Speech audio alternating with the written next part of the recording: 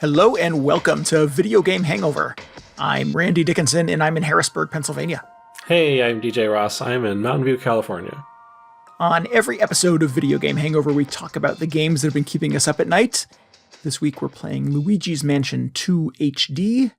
We're still playing Final Fantasy XIV Dawntrail. And we played the Suika Game together. We did it. Yeah. Aww. Oh. Yeah. I feel like our Monday night streaming thing has been very good for our friendship, DJ. Oh, has it? Well, that's good. Oh, well, that's nice. That's a nice thing to say. We get to say. hang out. We get to socialize. I mean, we have historically hung out once a week for the last 10 years. But that's true. Yeah. It's all business. It's always been just down to business the last 10 years until the Suika Game. The new minutes. We go over the finances. Finances are a very short segment. We update the spreadsheets. Yeah. All the important things that business people do. Yep.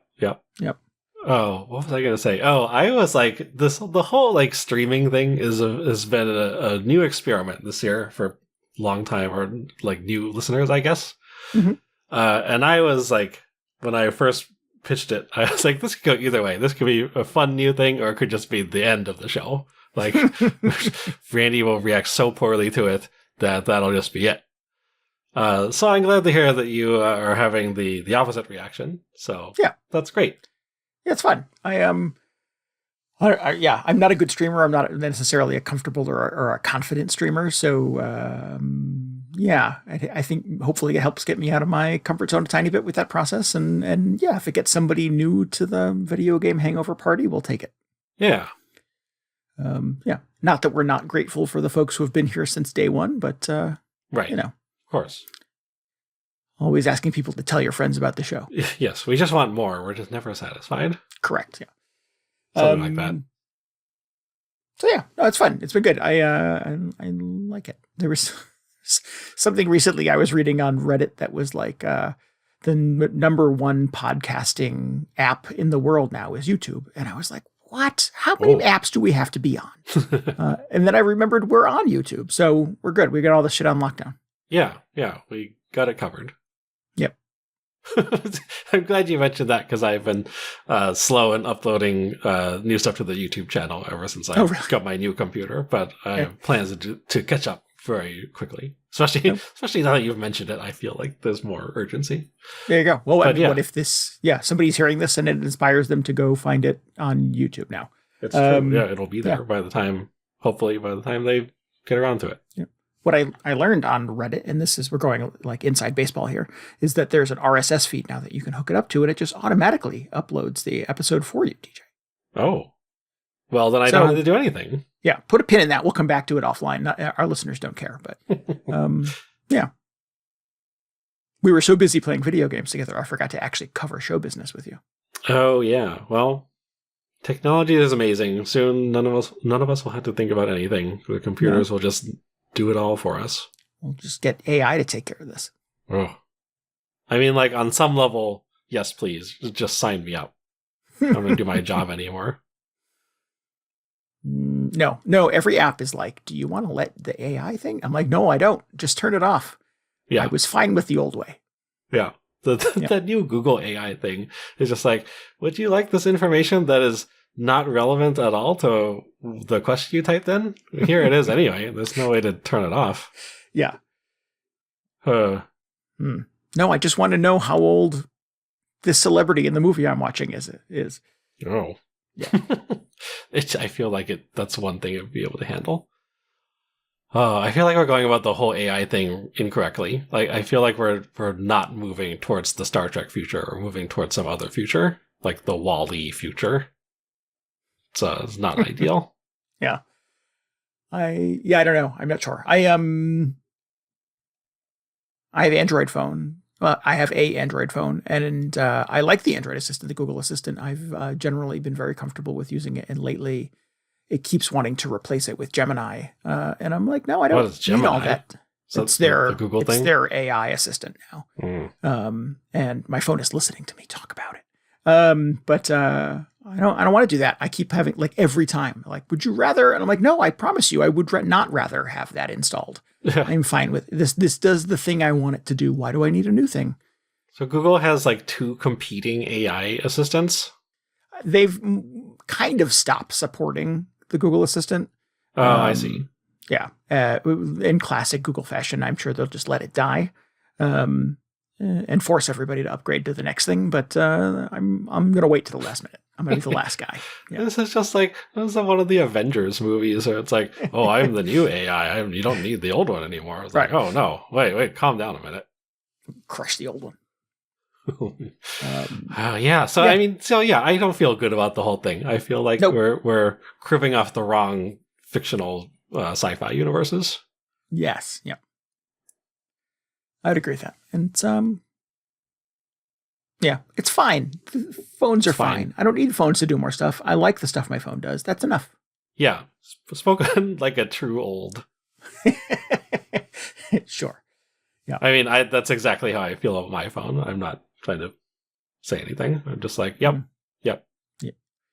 I don't know who it's for. I mean, I went through this with AI, not AI, sorry. I went through this with VR a couple of years ago. Where like every device was VR. And I'm like, who is this for? Who is hungry for this? I mean, it turns out the answer is no one, right? I mean, none of those things are doing well. None of them are making money for anybody. So maybe AI is the next sort of like go nowhere thing. Yeah, I feel like it will pass or maybe not pass, but like the fad will wear off in a few years, just like all these other things. Yeah. And then we'll see what's still standing when that happens. Remember 10 years ago when everything was 3D? Every TV was 3D. Every movie was 3D. Yeah. Yeah. I feel sorry for all those people who are just like, oh, yeah, got that expensive 3D TV. It's doing me a lot of good. Does nothing. So I'm just going to hold on to my old 2D TV and wait for this thing to write itself out. Exactly. Yep. Man, with this new computer, I was like, I bet I could run a pretty good AI, or not AI, a pretty good VR setup on this thing. Oh. Maybe now's the time. And then I thought about it. I was like, I don't know. I just I really want to play the Half-Life game, but that's about it. Yeah, I want to play Half-Life, and I've heard the new VR version of Riven is really cool. Are you a Riven guy? I was a Myst guy once upon a time. I'm not sure if I actually played Riven. Yeah. I've never played Myst. I put that on the backlog attack. Put that on your backlog attack. Is Myst good? Okay, never mind. You said enough. I think. When I was in college in the late 90s, it was awesome. It was just the coolest thing. I used to book a computer in the computer lab after school so I could play it. Wow. Yeah, it was a thing. And it was like no puzzle game I'd ever played before, obviously. So it was, it was pretty bonkers. But that was a very long time ago. So I don't know how well it's aged. I'm sure there's some sort of modern version of it out there somewhere that is fine. But I thought it was the coolest thing in the world once upon a time. They remade it recently to be in 3D. And by recently, it was probably 10 years ago at this point. But that Riven remake just came out, and people on my social feeds were just flipping out about it. I was like, really? I don't know what to think about Myst or Riven. I wasn't sure where sort of people landed on those, but I don't know. I'm kind of intrigued. Yeah. I mean, the appeal of the Riven in VR is that you get to walk around the cool island, right? And solve puzzles and shit in first person. And that sounds like, I'm now reversing what I said earlier about VR, but that sounds kind of cool to me. So if the question still remains, who is this for? Perhaps it's for me. Yeah.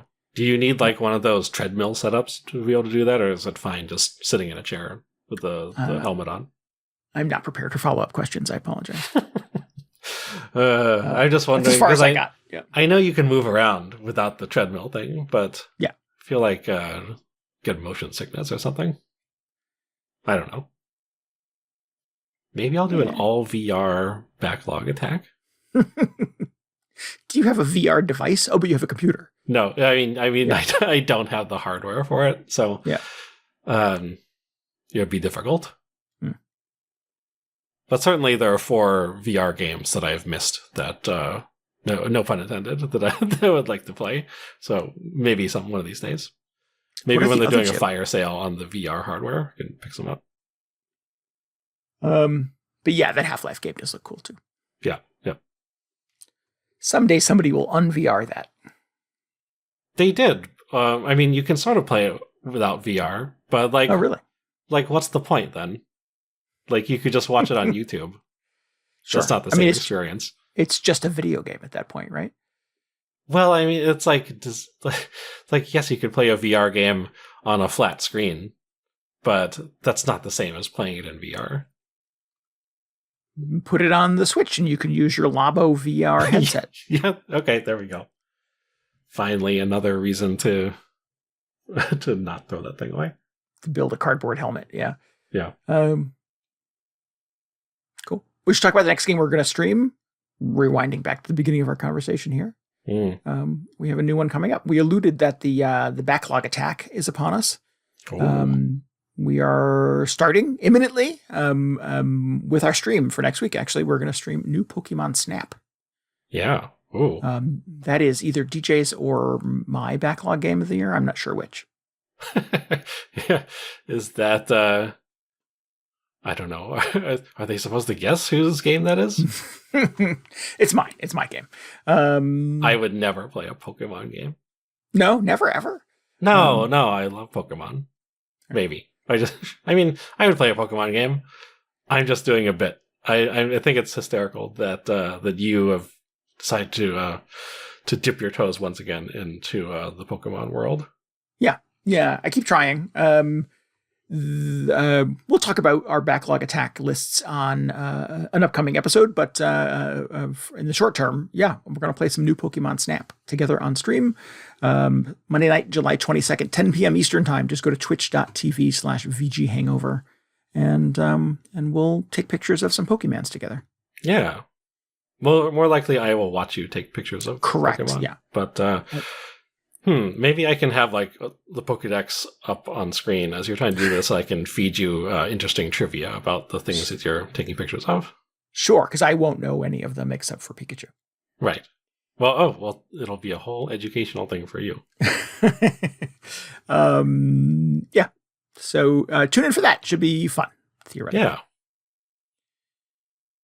I mean, this is a game that I bought with my own money. I spent American currency on, so we should play it. Yeah. Somebody's got to take pictures of all those Pokemon, otherwise we don't know what they look like. Yeah. Yep. What else? Any other show business? I don't think so. I don't think so. I was going to ask if you had any, or you were aware that the Xbox 360 store is shutting down soon? Is that on your radar at all? Only kind of aware of that. Somebody mentioned it in our Discord group recently, and I had no idea that it was shutting down. Like, I'm not in the market for new Xbox games, or Xbox 360 games specifically, but so it wasn't really on my radar. But I was surprised by that. Yeah, this whole thing. This was like the impetus for me buying an Xbox at the end of last year, because it's actually a pretty good like backwards compatibility machine. Like, PlayStation 4 and 5 can't play old PS3 games easily, but you kind of can with an Xbox. I mean, you can play games from that generation. Not PS3 games, though. Right. That would be incredible if you could. But somebody figured it out. They just cracked it. Yeah, Microsoft was like, yeah, we got it. We got Metal Gear Solid 4 or whatever running on the Series X.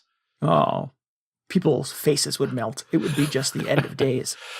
Oh, man. But I have been just like, I don't know, like just buying up stuff on my list, and it's not even necessarily Xbox stuff from that era. I think I bought another copy of Just Cause 2 because honestly, you can't have too many copies of that game. But I was just like, I might like to play this someday without having to hook up my PS3 or like wherever else you can play it. So it's been sort of an interesting exercise. And also there are a few Xbox exclusives that I've just never gotten around to. So that some of those might be in the backlog coming up in a few weeks. Oh, nice. But we're in the last couple of weeks here of the store being open. So now's the time if there may be potential Xbox games on the digital store that you're interested in playing. I wonder what the buried treasure is. Like, Gears of War, Halos, et cetera, those are all the headliners. But what are the secret things? What are the best things on the 360 that never made it to other platforms. I wonder. Yeah, I don't know. I feel like there's not as much urgency around the Gears of War and that kind of stuff because a lot of those have been repackaged. But there are a lot of like original Xbox games that still work on the Series X, which is kind of cool. It's also like if you still somehow have an actual 360, like the 360 hardware sitting around, there are a lot of games that just are not forwards compatible. And they're doing a fire sale on all of those. So if you want to play like, I forget what was on there, like Bionic Commando Rearmed, it's like $1 or something like that. So if you have a fondness for games from that era, and your Xbox 360 never got the red ring or whatever, maybe worth taking a look at the shop.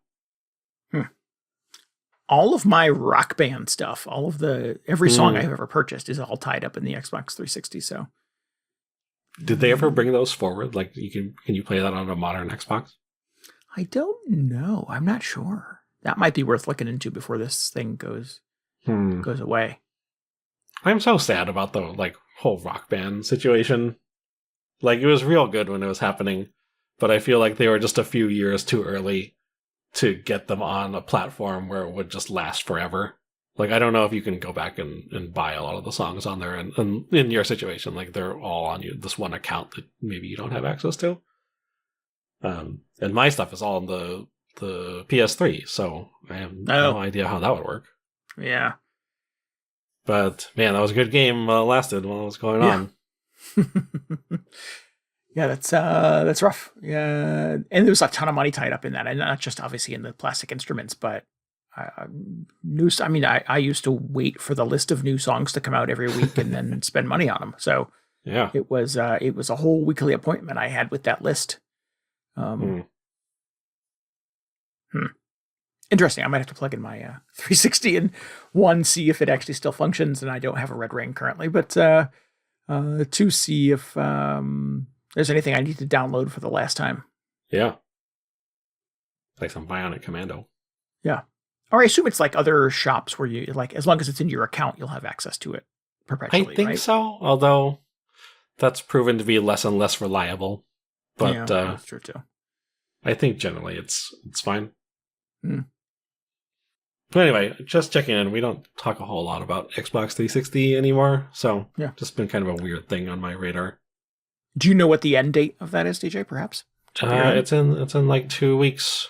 When I have on my calendar, it's August. No, what month is it? July 29th, I believe. Oh, so soon. Yeah, before the next episode of the show comes out, it will be gone. All right. Well, good note. That was not really on my radar, but yeah, you got the wheels turning in my head right now. Yeah, I gotta check it. We should talk about Suika Game. Yeah, we played it. Or I played it. I mean, we both played it, but you had played it before. Correct. So yeah, this was last week's Monday night stream. I've played quite a bit of this game in the past. It was DJ's first time playing it live on stream. What a treat. Yeah, what a treat. Yeah. So this was the late 2023 TikTok sensation of a kind of a fruit merging game. You put a bunch of fruit into a jar, and if it's the same type of fruit, it merges into the next type of fruit. That doesn't make sense. Well, it's like at some level it makes sense. Yeah, and the goal is to kind of continuously merge upwards until you make a watermelon without sort of overflowing your fruit bowl. Yeah, that's how it works. Yep. I was quite into it when it first came out, put a lot of hours into it, and kind of went dark on it for a little while. And then they added a multiplayer mode in the last couple of weeks, and it kind of gave me occasion to revisit it and to guilt my friend DJ into playing it with me. Yeah. I did not have great expectations for this. I mean, like, I'm sure sure the game was fine. I was just like, yeah, I played similar games with this, but it's fun. But man, yeah, the multiplayer mode, I don't even know if it was a good multiplayer mode. It felt sort of like we were just playing our own separate games of Suika Game. Yeah. And occasionally one of us would just win or lose. It felt very arbitrary. In fact, even when we played the the mode that was like directly competitive, like you could sort of attack the other player, it was unclear, to me anyway, exactly how the attacking mechanics work. And in fact, it seemed like a lot of the time, because you just send fruit over to the other player's screen, right? A lot of the time, it's helpful for them to have the fruit you're sending over. So right. It seemed like sort of ill-conceived, the multiplayer mode. Yeah, you kept saying that as I was sending fruit to you.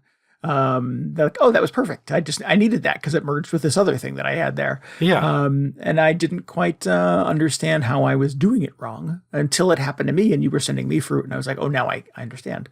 So yeah, I'm not really sure how that is a disadvantage. I guess unless you're sending, some giant piece of fruit to somebody that becomes this giant obstacle. But yeah, I don't think we ever got to the point where that was the case.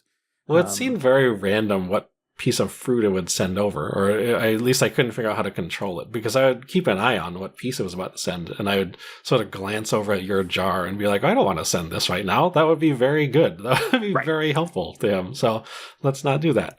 And there was just never a situation where I thought, maybe one time the entire evening, I was like, oh yes, send this enormous fruit over because that will just ruin everything that he's setting up. But it's a rare occasion. Yeah.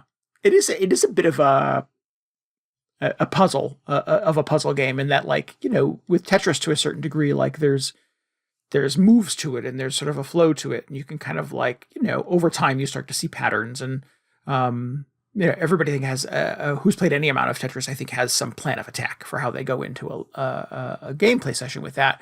And Suika Game is just so sort of random and arbitrary, and has just the weirdest physics where things don't quite move the way that you would expect them to. And once you put a piece into place, it doesn't stay there. It sort of like rolls and bumps into other things and knocks other stuff out of the way. It's like the concept of like, what are your best Suika Game strategies? Like, it doesn't, like, it's not that game. Like, there's just no, like, in my brain, I'm always sort of like, well, I'll start by putting the smallest fruit on the left and the bigger fruits on the right. But then as soon as you start dropping stuff, they start hitting other things and moving stuff around, and just all of that goes to hell. And as soon as you start merging, of course, you start having the bigger stuff on the left and the smaller stuff elsewhere. And so anything I've sort of thought of as like, what is my like guiding strategy for approaching a Suika Game round, just goes out the window, because you really have no control over any of the conditions of that game. So it's just, it's a weird, silly thing that somehow pushes that addictive button in my brain. Yeah, I really wanted there to be some sort of interaction with like the physics in the jar, where you could either like nudge the jar or somehow just like shake one piece of fruit loose or something so it would like fall the other direction.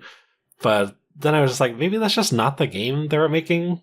Because on some level, it just feels like once you drop the fruit in, it's just a pachinko machine or whatever. It just like goes wherever it's going to go. Oh, sure. Yeah. So I was like, okay, but it does feel like, it'd be so much more interesting if you had some like more direct way, or even like, I don't know, direct but not necessarily precise way to just change the way things are sitting in the jar. Yeah. Yeah, I would love sort of a future iteration of this. And I like the game that it is. I like the game when it was just the most bare bones, one single mode, one song that plays over and over. Yes. So the fact that it has gotten updates with new modes and added multiplayer and has, different skins and play fields, and you can put costumes on your fruit and shit like that now is wild. I would love some future version of this where you could go in as a player and just tweak all of the physics and all of the game conditions. And like zero gravity mode. Right. So, or like everything in the fruit bowl is a super ball. Like, and as soon as it touches the other thing, it's just chaos and bounces everywhere. Or you could turn it down completely to zero, where the piece you drop just stays in the place that you dropped it. Oh, that would be interesting. So I think there's ways to kind of break it to make it interesting over time. And I think you would probably get some really funny social media content out of that too, as long as we're trying to feed the TikTok machine. So yeah, I don't know if that's on the developer's radar, or if this is one of those games that sort of sold a ton of copies and immediately there were a billion imitations of it. So I suspect there is some imitation of it out there in the universe that does exactly that thing. But for my money, I would happily pay a couple more bucks for DLC that It gives me a bunch of sliders where I can change all of the conditions and just kind of, destroy Suika Game with my friends. Yeah. Oh, I need the watermelons only mode because, man, we did not get a watermelon the whole evening. In fact, No. I downloaded this on my phone after we wrapped up. Because I was just like, I want to see that watermelon. And I've been playing it for a week, and I still have not seen it, which is very frustrating. Oh, really? I feel I enjoyed our multiplayer session with it. It's one of those games where like having it on my phone is just sort of annoying to me because it's so mindless. And this is from me, who's been playing just a stupid amount of just straight up Klondike Solitaire on my phone for the last 2 weeks. Don't ask me why. But it's so just like, might as well start another round of Suika Game. It just feels sort of, I don't know. Just feels like a grind. But man, I want to see that watermelon. I have not even come close to seeing it. I think I've gotten like maybe one of the preceding fruit, and not a second one to merge with it. So, oh wow, who knows how long it's going to take? Yeah, the rounds that we were playing. This is my excuse. The rounds that we were playing in the multiplayer mode were not quite long enough, I thought, to sort of lend themselves to that. I certainly. The time attack mode was only 5 minutes long, and it got increasingly like the deployment of fruit got much, much faster as you got further into it. So last minute was just chaos. So yeah, any strategy I've had was sort of out the window at that point. But well, that was one round towards the end. I think it was like it wasn't the timed mode at that point, where it seemed like you were getting fairly close to potentially getting a watermelon. Yeah, I think so too. I just stopped playing at that point. I was just like, I just want to see it. Maybe I think you can do it. If I stop dropping stuff over there, maybe maybe I'll see one. But and then no, it still did not come to be. Yeah, I after you and I played, this is probably my most played game last week. I played a ton of this last week. Just playing random people on the internet.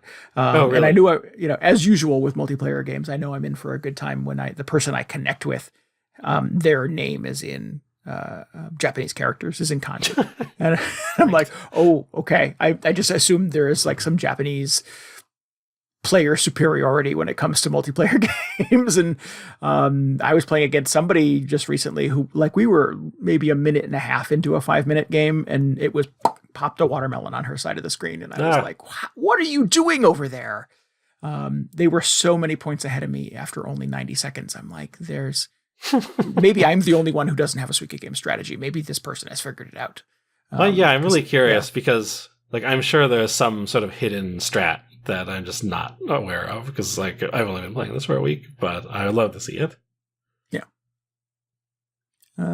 So yeah, Suika Game. It is very silly. Yeah. Kind of dumb, kind of silly, but good time just trash talking over the multiplayer mode, chatting about our favorite fruits, all that very wholesome stuff. I think this would be like a fun family game. I think because you can disconnect the two Joy-Con from the Switch and play on the little screen together or on your TV. Yeah. It's just a single button and a stick. You really need to do it. And so I've not been able to convince Sarah to play with me yet. But I think, I think if I had kids in the house or something like that. What are you trying to get me to do? What is this game? Yeah. Well, exactly. There's that. At some point I have to like explain it to her and look at the blank stare as she rolls her eyes, and She hasn't played it at all? No, not at all. No. No. This seems like, even if you're not a, hardcore gamer like yourself, you'd be able to get into something like Suika Game. Yeah. She is a Dr. Mario like savant. Her most played game is Dr. Luigi on the Wii U. Oh man. I think if I tried to propose disconnecting the Wii U, there would be a fight because Sarah needs access to Dr. Luigi. So I think this would probably push some Dr. Luigi buttons in her brain. Yeah. Well, I didn't know there were Dr. Luigi diehards out there. Mm. Well, it was the year of Luigi once upon a time, remember? Oh, yeah, that's right. Oh, man. Pour one out for Luigi. Out of the spotlight. I've got more Luigi coming up in the episode. Oh, that's right. Oh, yeah. Good timing. Good segue. We're not done. Every year is the year of Luigi. every year is the year of Luigi when, I don't know, when you've got a Luigi hat. Hmm. Do you have All a right. Luigi hat? Do you put on your Luigi hat to play I don't. Luigi's Mansion? Nope. I went as Luigi for Halloween one year as a kid. Wow. Was your brother Mario? He was. Yeah, that would make sense. That's how you do it. Yeah. Nice. Good. That's all. That's the whole story. You made the better choice. Yeah, I don't know. There was just something about Luigi. The green outfit. Is there photographic evidence of this on the internet somewhere? Oh, God, I hope it's not on the internet. But why would it be on the internet? I doubt it. All right. Hold on, I gotta call your mom. Great. Yeah. Oh, man. You're Miss not Ross? following her Instagram? No. Oh, no, well, now I am. No. Yeah. So yeah, Suika Game was fun. New Pokemon Snap will be fun. Make sure you tune in on Monday, July 22nd at 10 p.m. for that. Yeah. Details on our Discord or on our Discord. Yeah, on our Discord or only there. Just that place, yeah. Yeah. What else? Luigi's Mansion 2. Luigi's Mansion. Yeah, how about that, Luigi? What's that guy up to? The year of Luigi is just getting started. Was this Luigi's Mansion 2? Was that part of the year of Luigi? No, I don't think so. No. Luigi, we had like new Super Luigi Brothers or whatever it was, and I forget what else was going on. Right. I forget. Yeah, and Dr. Luigi was the other And thing Dr. I Luigi, remember of from the year of Luigi. But that was like the Wii U days. If we had Dr. Luigi, was the 3DS Correct. out then? Because this was originally a 3DS game, right? Correct. Yeah. Yeah. So this must predate the year of Luigi, if I had to guess. I've not done the research in that. Once again, not taking follow-up questions, DJ. All right. Yeah. So yeah, this started its life as a 3DS game. This was once upon a time it was called Luigi's Mansion Dark Moon on the 3DS. And they have dropped the Dark Moon thing and just made it Luigi's Mansion 2, which it always was. I think it was I think Dark Moon, that was the name in the US. And in Japan it was just Luigi's Mansion 2. Oh, was it really? Oh, interesting. I didn't know that. I think so. And who knows what was going on in Europe. I think they may even have had a third title for it, but whatever. Luigi's Mansion 5. What? Yeah. Yep. Fast and the Furious. Or no, that's a different series. Yeah. Luigi X. Yeah. Yep. What's that game? So I love this game on the 3DS. I played quite a bit of it on the 3DS. I if I remember correctly, I have 2 complete playthroughs on the 3DS, and I did a lot of the multiplayer mode. There's a multiplayer, one of the few 3DS multiplayer games I can strongly recommend to people. It was Luigi's Mansion Scare Scraper. And it's a multiplayer competitive ghost busting. Essentially, you and 3 other Luigis running around trying to, suck up as many ghosts as humanly possible in a short period of time. It was a lot of fun. I put some time into it. All of that makes it intact to the Switch. Oddly enough, the multiplayer is here on the Switch version. But the game is quite polished. I think they certainly did a lot of upgrading to the obviously the graphics. It's no longer in 340p. It's now, as the name says, in HD. So yeah, it's quite pretty. I've never seen it on a big screen before, so that was a delight to plug it into my TV and see it's exciting. Up on the big screen. Yeah. Lots of fun little details and stuff like that. This is a cool, and I admired this on the 3DS. It was a really cool game just from a physics perspective, because you have the Luigi has a converted vacuum cleaner on his backpack that he uses to suck up ghosts. But when you walk into any new room, you can use the vacuum cleaner to mess around in the environment. So, in the dining room, you can use it to do a magician's move and suck the tablecloth off the table. And you can pull all the curtains down off the walls and you do it under cabinets and stuff like that. And everything kind of shimmies and shakes. And if you're really lucky, coins will fall out in dollar bills sometimes and stuff like that. Bills. Yeah, you can find all the money hidden in all these old mansions. Wow. But yeah, so it was always just fun to kind of walk into a new room and just fire up the vacuum cleaner, even in the absence of ghosts, and just sort of see what in the environment you can play around with the suction device. I'm stuck on the fact that there are dollar bills in the Mario universe because we never see those. Like Mario never picks up a dollar bill. That's just coins all the time, right? Yeah. Yeah. Yeah. If you're really lucky, you find gold bricks. Those pop up too. So yeah, the hook in Luigi's Mansion 2 is you are just trying to relax when something about the Dark Moon happens and makes all of the otherwise friendly ghosts in your neighborhood very aggressive and mean. So the mad scientist you worked with in the first game, I forget his name, puts Dr. Luigi reluctant. Dr. Right? Egad, there you go. Or is that the backpack? No, the backpack is something else. Yep. The Poltergust is the backpack. Yes. Yep. Very good. So Dr. Egad puts you back to work. And this time you have a whole neighborhood of mansions. So you have, I think there's 5, all with slightly different themes. And you have to go from one to one, running missions and doing objectives. There's a particularly fun one I like where you have to rescue a toad. And he's so terrified to move by the ghosts that you can't get him to walk anywhere. So you use the vacuum cleaner to like attach to his giant head. Oh, of course. And Luigi just kind of walks around slowly with him, attached to the end of his vacuum cleaner. And you can then reverse the direction of the vacuum cleaner and like shoot the toad out of the vacuum, which is super fun too. And of course the game, being a Nintendo game, gives you fun little objectives and things you can do by forcing a toad out of your vacuum cleaner at high speed.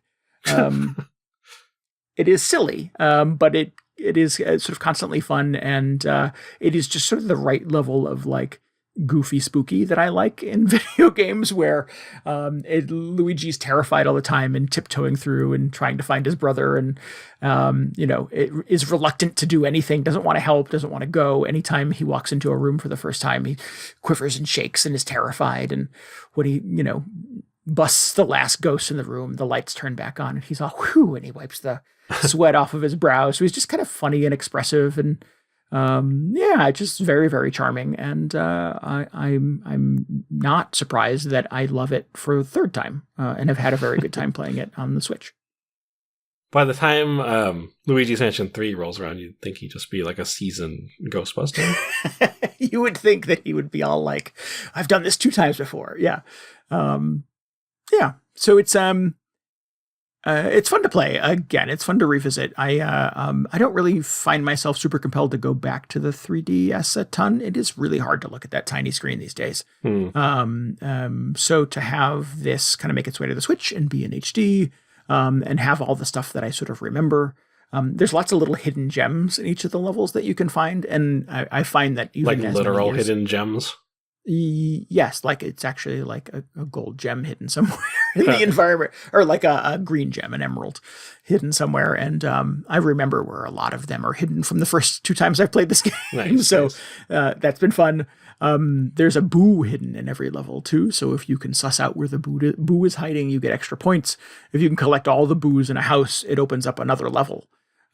So I know all the little secrets of this game, and I remember quite a few of them. So it's been fun to like tax my memory and go back and find them again. Well, that was another one of my questions. Is that so? It's not just all boos all the time. There's only one boo per level, and the rest are just like other ghosts. The main villain is the King Boo. And he's the one that has sort of like messed with the Dark Moon and has made all the other ghosts hostile. So he has a bunch of his little boo friends hidden in each of the houses. And in addition to that, there are just sort of generic Luigi's Mansion ghosts. They come in like 5 or 6 different varieties that you can bust, and they're have different levels of difficulty and catching them in different criteria. You have to stun them with a flashlight first, but some of them will carry, like some will put on sunglasses to stop them from being susceptible to the flash, or they'll carry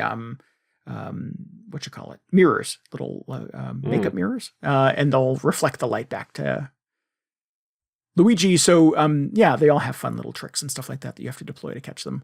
Yeah, it's fun. It's super satisfying. It is structurally a little bit different from Luigi's Mansion 3, which I really, really like. Was probably one of my favorite Switch games for the year that it came out. And it's probably, as I think back upon it, the best Luigi's Mansion game.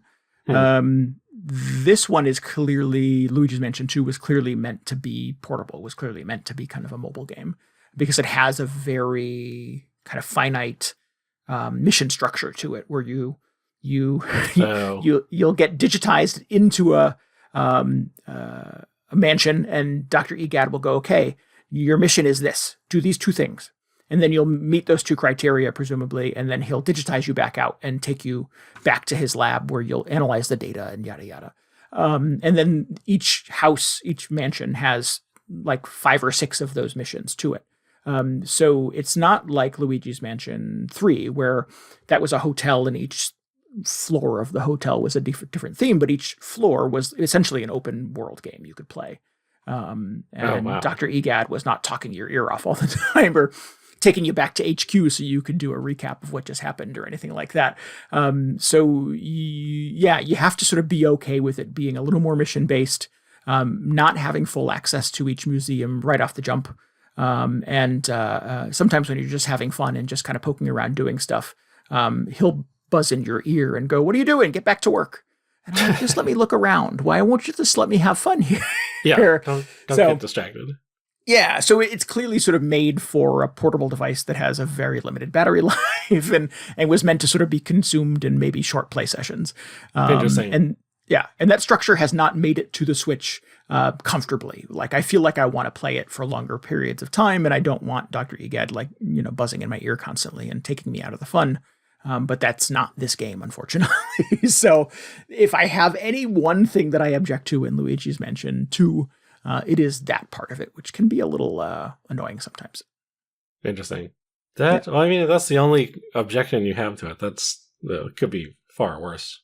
Oh yeah, there are so many video games, just so many. And DJ and I were talking about the backlog attack and all of the games that we could conceivably jam into a summer backlog experiment.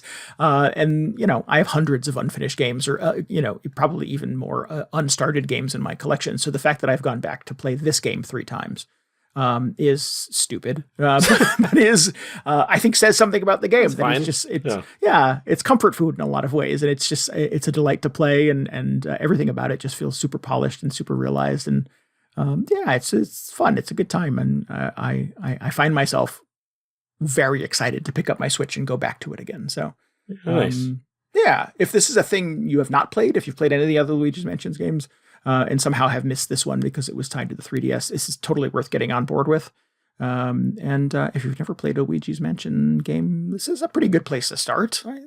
Maybe I should play the GameCube one for the backlog. That would be an extremely me thing to do. Sure. That's a good game. That's Yeah, you like that one? It's a very brief experience. It feels, particularly now that I've played 2 and 3, the first one, in hindsight, feels like a tech demo in a lot of ways. It's very short. You kind of just do one thing in it. And it just sort of feels like sort of the beginning of all of the ideas that would go on to be Luigi's Mansion 2 and 3. That sounds about how I remember people's impressions back in the day. Yeah, but you can bust through the whole thing, I think, in less than 5 hours. So it is a very fun place to start. And totally worth playing if you're interested at all. That was probably the height of like the Luigi disrespect. Or maybe that was just the start of it. I don't know if he was especially disrespected before that, but it was like, oh man, a new Nintendo console came out and we don't even get a Mario game, we get a Luigi game. What's that about? It's like, wait a minute. Well, you suddenly have a problem with Luigi. What's going on here? So, glad to hear he has some defenders there. Oh, definitely. Yeah. I'll take Luigi all day.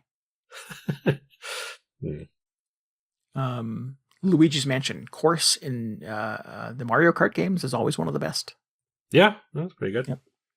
I do miss when they were just like generic ghost house tracks and not necessarily Luigi's Mansion, but still pretty fun. Well, it's like the Haunted Mansion at Disney. They retro it for Nightmare Before Christmas every year. So it's like, yep, we're going to take the ghost track and just make it Luigi's Mansion now. Yeah. Sorry, boo. Yep. Yeah. So that's it. That's all I've got to say about this. Luigi's Mansion 2 HD is a lot of fun. It's very difficult to find Dark Moon on your 3DS these days. So this is a really good way to approach it. I have seen some people on the internet, not to poo-poo it, complain that why is this a $60 game? I guess you could sort of take that perspective if you wanted to, but I love this game. I love this series. It was worth it for me. If that cost proposition doesn't work for you, then obviously you have your own choice to make. But I think it's fine. Yeah. I don't know. I don't have really any real thoughts about that or how much like an HD remaster should cost. Yeah. Who was it? Ars Technica did some little Digital Foundry, one of those things that does technical things on the internet, did some poking around in the code for Luigi's Mansion 2 HD on the Switch and found Game Pass data. What? Yeah, so it clearly is like original code from the 3DS version that has been like updated and upresed in some way. Wait, what do you mean Game Pass data? Like there's like lines of code in Luigi's Mansion 2 HD on the Switch that includes data from Game Pass functionality that only existed on the 3DS. Wait, what is Game Pass? I thought you were talking about like Microsoft Game Pass. What's the Street Pass? Street Pass is the word I'm looking for. I was just like, that seems like it should be like, that's very weird. Rewind. On the, Take the it back. Do it over okay, again. I got it. Yeah. So they Pass. Just lazy port Nintendo. Just copy and pasted 3DS Luigi's Mansion over. Sure. Well, and that sort of fuels the why is the $60 thing? But God, come on, guys. That's stupid. People like to complain. And rather than complain, I just feel very lucky that I have Luigi's Mansions 2 on the Switch. Yeah, okay. I like that attitude. Yeah. Street Pass. That's what that thing was called. Yeah. So there's that doesn't work anymore, right? So that is just... No, that is not a thing on the Switch, yeah. What if it was? What do you have to unlock Street Pass mode on the Switch? I don't know. That'd be cool. I like those puzzles. The puzzles on the Street Pass were great. Yeah. Something to do while you're in line at the big convention. Sure. At PAX, just getting all the Street Passes. Yeah. Yeah. So we should get back to our regularly scheduled Final Fantasy XIV update. Yes. Well, it's back. Last episode, sorry. Go ahead. Did you do all the things? I'm in the process of doing all of them. There's a lot. Whenever one of these expansions comes out, I'm just like, I forgot how much there is to do. There's like, you got to get through the story. You got to check out the new jobs. You got to go back to your old jobs and level those up. You got to level up all your crafters so they can make gear for when the new raid comes out. There's just a lot. And there's like, that's not even everything. But, that's what we want though, because up until this comes out, like, there's always sort of like a lull at the end of the previous expansion where there's just nothing happening. There hasn't been anything added to the game in months. And it's just like, what am I even doing? So it's very exciting when one of these comes out and there's suddenly just tons and tons of new things to check out. Nice. Where do we leave off last week? Oh, so last week I was very worried. Well, I was worried at the start of this that it wasn't going to be good. Like the new campaign had a very slow start. And I hadn't completed it at that point, but now I have. And I'm pleased to say that the slow start wasn't really indicative of the entire campaign. Like it really picks up in the second half. And in fact, I think like the second half has some real like just like classic Final Fantasy stuff happening in it. There's like weird plot twists and there's like all this sci-fi stuff that sort of like I don't want to say forces its way into the story, but it's very unexpected. But very, very good. I feel like overall, like, I really enjoyed it. But there is still the issue where I feel like if the greater story was very good, it's just these sort of scene-to-scene writing was not up to the usual standards, because there were a lot of just sections where I felt like, I don't really understand why this character is doing this in this exact way, or did we forget about this other thing? It felt like there were potentially a lot of plot holes that went unaddressed. But I don't know. I feel like when I look back on it a few years from now, I'll just be like, oh yeah, Dawntrail, that was pretty good. They wrapped it up pretty well. In fact, I wouldn't say by any means it's like by no means perfect, and I think it's a far cry from my favorite of these expansions, but I feel like it was pretty much exactly the sort of follow-up that I wanted to the previous expansions, because the last couple, it has just been like one escalation after another, because they were like building up to this huge like climax of this 10-year story arc, and like to the point where at the end of the previous expansion you're basically saving the entire world, and you go to the literal end of the universe to be able to do it. And at that point it's like, okay, so where do we go from here? We can't really escalate beyond that. And they said, like, yeah, they want to dial it back a little bit. This is the start of a new sort of era for the game. They sort of pitched this as like the summer vacation expansion. Like you set off at the beginning towards the new world, the new continent, so the western half of the planet. And people were like, oh yeah, we're just going to the beach. We're going to hang out. It's going to be fun. But they do manage, like, not spoiling anything, but like they do have sort of a fun sort of summer vacation vibe for the first half of the game. But like I said, the second half is very surprising. The stakes never quite reach, save the entire planet sort of levels. But there is a big crisis that happens. It interacts in a really interesting way with sort of the world, the greater like lore of the game that they've built up to this point, which I thought was very cool. And also it felt like they weren't trying to just top the previous expansions, which sounds maybe mixed, like shouldn't they be trying to top the previous ones? But I feel like you can't just do that every single time, because it'll just get ridiculous. I mean, that's how I feel about it anyway.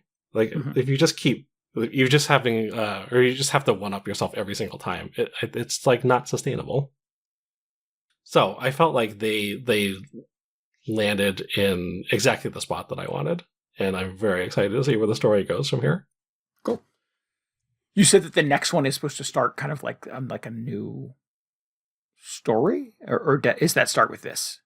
Yeah, so it's unclear exactly what they mean. I think the easiest thing to say is like, okay, we've wrapped up the last, like everything that was happening in the last 10 years, the major sort of loose threads we've wrapped up.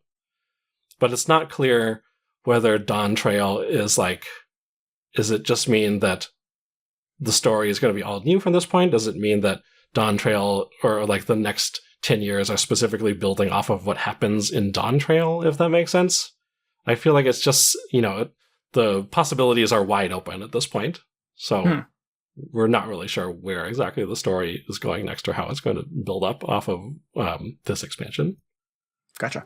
So for like the previous updates, have they all been like kind of cliffhangers that led to this kind of thing, or do you feel like there is some like self-contained storytelling that happens and each one is its own thing? They have been largely self-contained. There is sort of like, there are like recurring characters between each of them, which is like different for a Final Fantasy game, because the rest of the numbered games are all very standalone. Right.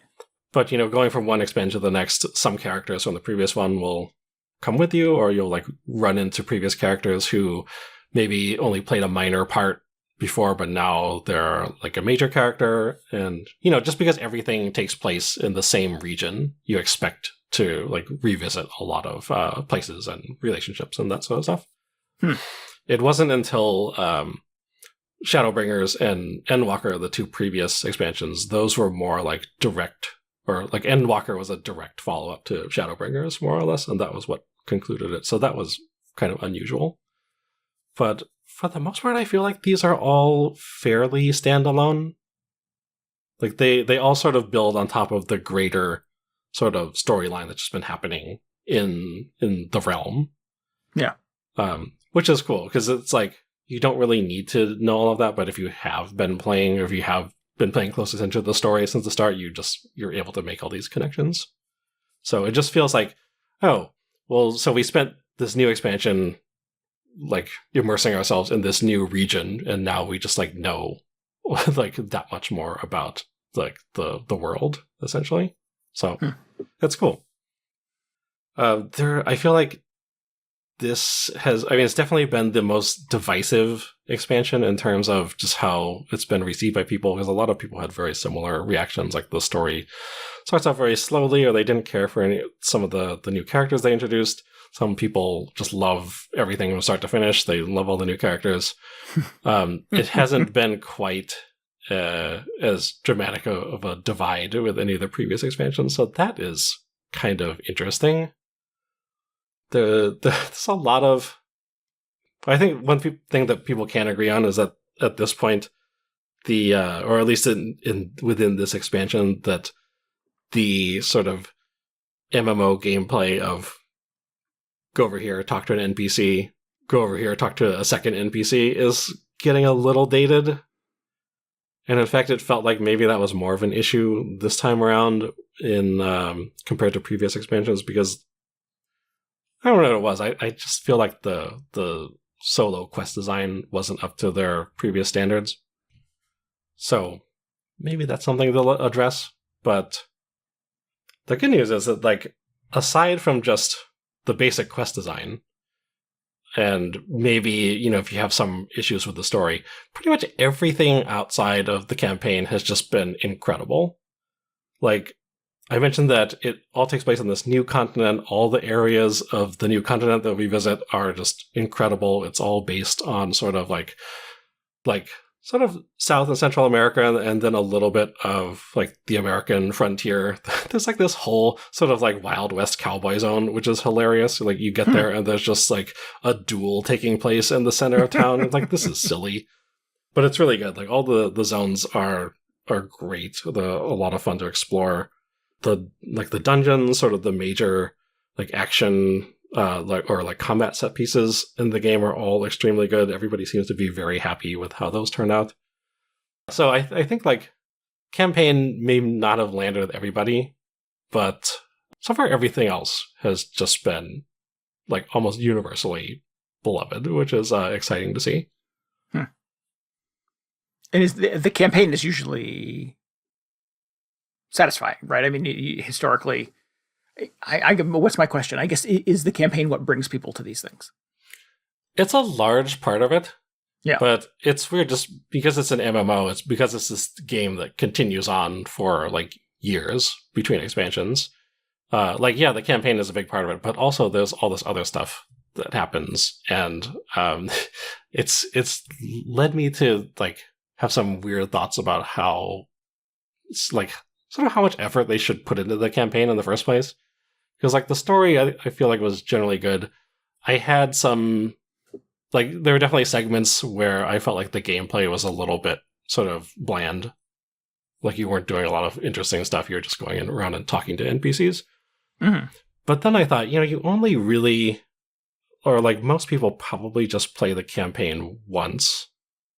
And then they're into like the endgame stuff, which is like the dungeons and, the raid bosses. And that's really like where people are going to spend the bulk of their time, at least the raiding community anyway. So is it even worthwhile for them to go back to the campaign, or like when they design a new campaign, and just design a bunch of bespoke, like unique single player content for it? Because people are only going to do that once, as opposed to all this other stuff, which they're just, repeating endlessly. So while it may make for a more interesting trip through the campaign the first time, it's really just going to be that one time, or maybe like a second time if you happen to go back and replay it. But it's tough because there are some people who just show up every time a new story comes out, and they don't necessarily come back month after month to do the raids and all the new stuff. They're just interested in the campaign. So maybe maybe that's the bulk of people complaining about the storyline or the gameplay this time around. I mean, that's a little bit of the rhythm of an RPG anyways, right? Is sort of getting into the village and, I've got to talk to everybody and I've got to save and find out where I heal. And maybe this is not necessarily that game, but I do feel like that's kind of the copy-paste version of an RPG in a lot of ways in my brain. No, I think that you're on the right track, because I found myself thinking while I was doing this, like, yeah, it is a lot of talking to people. But, like, what was I doing in, like, Final Fantasy VII? I was just going around talking to people. And that's occasionally, the thing, yeah. Yeah, there would be, like, a mini game or something. And I'm never just like, oh, man, I miss all those mini games from Final Fantasy VII. I wish I was playing those right now. So I don't really know what the easy answer is. It's a weird format for a video game.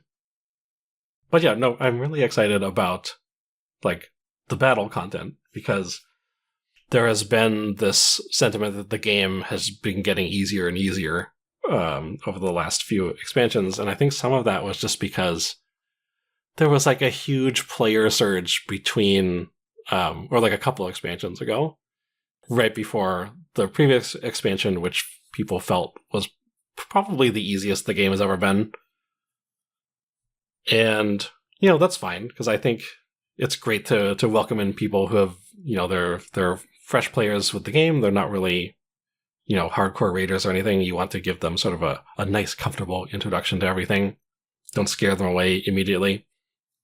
But at the same time, you have to, have content that's a little more engaging and challenging for the more seasoned players. So it was very exciting this time, like getting into the new dungeons and trying some of the new endgame bosses, where they're just like, oh man, they got teeth this time. I don't know if I have died or just like had to restart some of the dungeon bosses as many times as I have in this one. Like, some of them have really caught me by surprise. Oh, wow. So it's very refreshing, and I'm really looking forward to, like, the new sort of hardcore raids still have not come out. But this weekend I was doing a little bit of, like, one of the extreme bosses, which is like a step up in difficulty. And man, it was good. It was really good. I was worried that it was just going to be sort of brain dead, but it was like, not really sure the best way to express it, but it was like, it's very satisfying to just get into a fight and sort of like have to learn all the boss's moves and come up with like strategies for moving around and how you solve specific mechanics. So it's a lot of fun. And it didn't feel quite as much like they were holding back as in some of the prior expansions raids. So cool. That was good.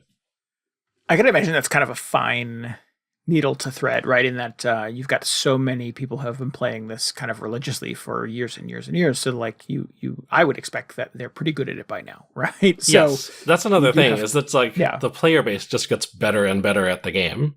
So maybe, I mean, it's hard to look at the new content and think like, well, how well would this have been received in like 2015, which was the last time people said the game was really difficult. Because like, I think back to how well I knew the game back then, and I'm just like, I didn't really know what I was doing back then. I had a very, a much more like, I don't want to say like simple, but not quite as deep of a grasp of everything going on in the game as I do now. And I feel like that's true for pretty much the whole community that has stuck with it for that long. So yeah, like you said, it's tough finding a balance to design something that is like welcoming and doable, manageable for the new players, and also satisfying for everybody who's just been playing this for the last decade or so. Right. Without sort of segmenting that community and having kind of two versions of it, right? Yeah. Plus, like, the super hardcore community just gets smaller and smaller every time. So it's sort of a question of like, okay, should we be spending these development resources making content for just the top 1% of players? Because like very few of the players will actually get to experience a lot of that. But at the same time, those are the players that keep coming back to the game month after month. So yeah, I don't know. I'm glad I'm not in charge of having to develop content for this thing. Yeah, because you got to get those people to keep their subscription active, right? I think that's Yeah. There will always be people coming and going, but it's the whales that have been paying for it for 10 years that you really need to keep fed. Mm-hmm.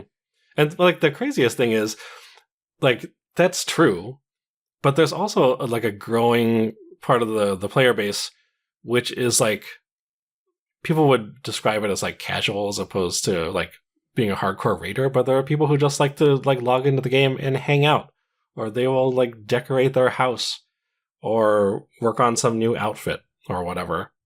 So it's almost like Animal Crossing on some level. They're like not even, they're not there for the combat content. They just like all the other sort of like role playing aspects. So then it's like, what do you do about them? Do you just shift half the development team resources over to just, housing content, or I don't know, more emotes or fashion or something like that? Really interesting seeing this segment of the community develop over the last few years. Interesting. Yeah, that's anyway, a lot. Again, glad I'm not the one having to come up with the the project roadmap for this thing, because there's a lot of bases you have to cover. Well, cool. So what keeps you coming back to it? Just waiting for those new updates and those new raids, right? Yeah, I mean, I like doing the raids. I do like the housing and fashion component of it as well. But yeah, like the fights are really the main thing for me. Yeah. So will you poke at the housing and fashion stuff until the raids come? Oh yeah. Okay. I mean, I also have to gear up my crafters and everything.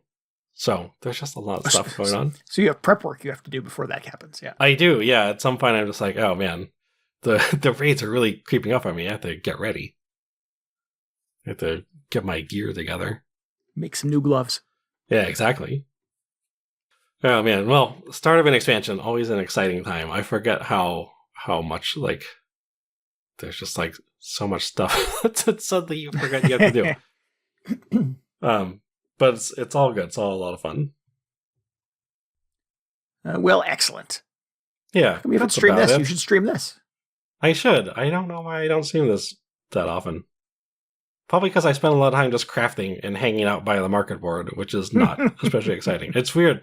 Like, I'll watch a lot of 14 streamers, and like sometimes they'll be in a fight and it's very exciting. Or sometimes they'll just be like waiting for enough people to join their party so they can do a fight, and they're just talking to chat, and that is not necessarily as fun. So there's like very, very high peaks and low valleys. So I don't know. If you're not hardcore raiding all the time, it may not be the most exciting stream. Right. I mean, it's certainly not Suika Game. No, it certainly isn't. I don't know what the sort of Suika Game streaming landscape looks like. Although I would be curious if maybe I should go watch one of those Japanese players doing all their combos. Maybe I could learn something. Maybe that's the answer. I'll just, while I'm waiting for my party to fill, I'll just have Suika Game up on a separate window. Just be like, oh, we're still chasing that watermelon. Yeah. Hyper competitive, top tier Suika Game. Yeah.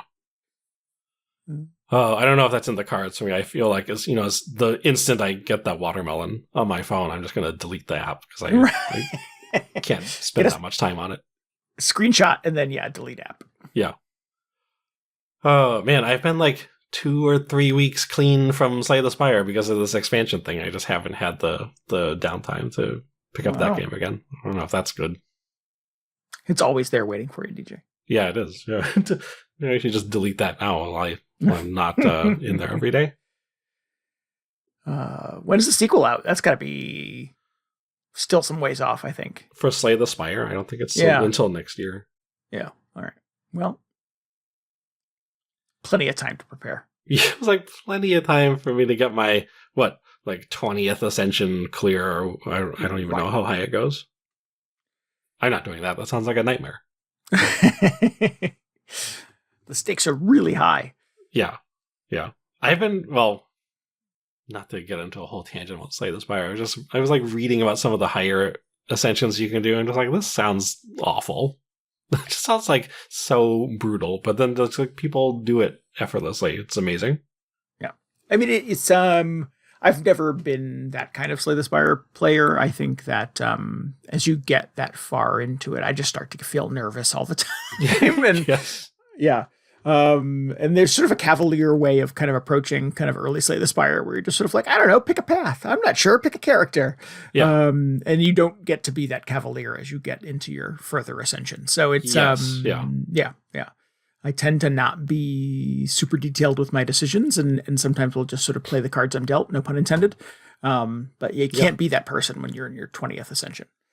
Yeah, I've seen some of those streams and they're very entertaining just to see the person's thought process, because they spend a lot of time, like they spend much more time deliberating over just what you think is the smallest decision. Sure.